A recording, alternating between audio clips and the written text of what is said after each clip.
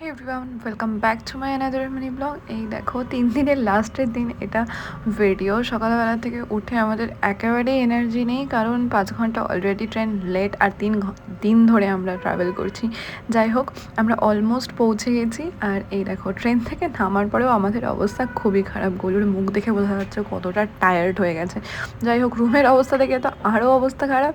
সন্ধ্যের মধ্যে সমস্ত কিছু ক্লিন করে এই যে চা বানালাম। সন্ধ্যের চাটা খেতে খেতে এই দেখো, এই বিস্কিটটা আমি বাড়ি থেকে নিয়ে এসেছিলাম, ভীষণ টেস্টি। তারপরে এই যে রাত্রে চিকেন রান্না হবে, তো সেই কারণে ও ধুয়ে দিচ্ছিলো আর আমি সমস্ত প্রিপারেশন রেডি করে নিচ্ছিলাম, কাটাকাটি বাটাবাটি যা আছে আর কি। তারপরে দেখতে দেখতে চিকেনটাও রেডি হয়ে গেল।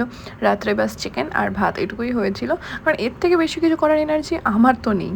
আর এই যে বাড়ির থেকে আমি এনেছিলাম এই গাছগুলো, যেগুলোকে আমি এখানে এইভাবেই রেখে দিয়েছি। আর চিকেন আর ভাত রেডি।